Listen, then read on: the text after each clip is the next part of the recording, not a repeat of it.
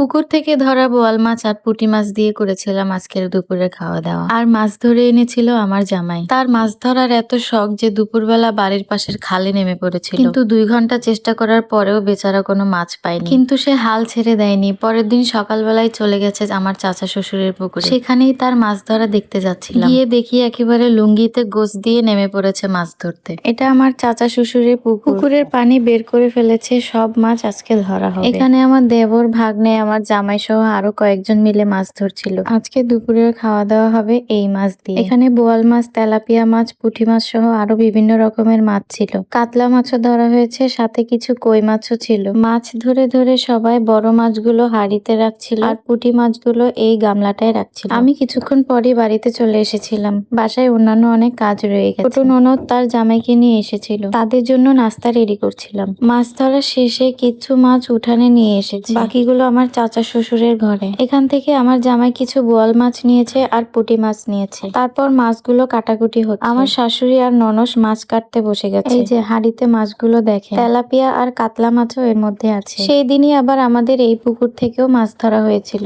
এই পুকুরে আমার শ্বশুরেরও কিছু অংশ ছিল, তাই ভাগের কিছু মাছ আমাদের জন্য এসেছিল। আমার শ্বশুর মাছগুলো উঠোনে এনে ভাগ করছিল, তারপর সেগুলো আবার কাটার জন্য দিয়ে গেল। আমার শাশুড়ি মাছ কেটে দেওয়ার পর আমি পুকুর ঘাটে গেলাম সেগুলো ধুয়ে নিতে। বোয়াল মাছগুলো আমি ভালোভাবে ঘষে ঘষে পরিষ্কার করছিলাম। বোয়াল মাছগুলো দেখতে আমার কাছে অনেকটা পাবদা মাছের মতো মনে হচ্ছিল, কারণ সাইজ খুব বেশি বড় হয়নি। মাছগুলো আরো বড় হতো, কিন্তু কোনো কারণবশত আমার চাচা শ্বশুর এখনই পুকুরের পানি বের করেছে, যার কারণে মাছগুলো এখনই ধরে ফেলা হয়েছে। মাঝারি সাইজের পুঁটি মাছগুলো ভেজে নিব, আর এই ছোট মাছগুলো টমেটো দিয়ে চচ্চড়ি করব। এই যে আমি মাছ ভাজছিলাম, অন্যদিকে মাটির চুলায় বাকি রান্নাগুলো হচ্ছে। হাঁসের মাংস আর বোয়াল মাছটা মাটির চুলায় রান্না করছে। পুকুরের টাটকা তাজা মাছ খেতে কিন্তু অনেক মজার হয়। শহরে সচরাচর আমাদের এগুলো খাওয়া হয় না, আমরা তো মাছ কিনে ফ্রিজেই রেখে দিই। অন্যদিকে আমার মেয়ের অবস্থাটা দেখে, কাদা মাটি খেয়ে একাকার, হাতে পায়ে সব জায়গায় মাটি লাগিয়ে বসে আছে। ওকে নিয়ে আমার জ্বালার শেষ নেই।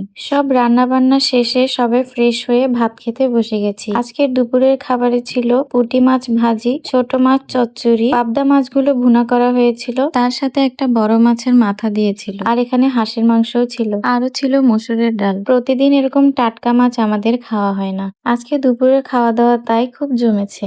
আজকের ভিডিওটা এ পর্যন্তই ছিল। এরকম পুকুরের তাজা মাছ আপনাদের কার কার পছন্দ? বোয়াল মাছ নাকি পুঁটি মাছ, কোনটা আপনাদের কাছে বেশি ভালো লাগে? কমেন্ট করে জানাবেন। ভিডিওটা ভালো লেগে থাকলে লাইক কমেন্ট করে পাশে থাকবেন, আমাদের জন্য দোয়া করবেন। আল্লাহ হাফেজ।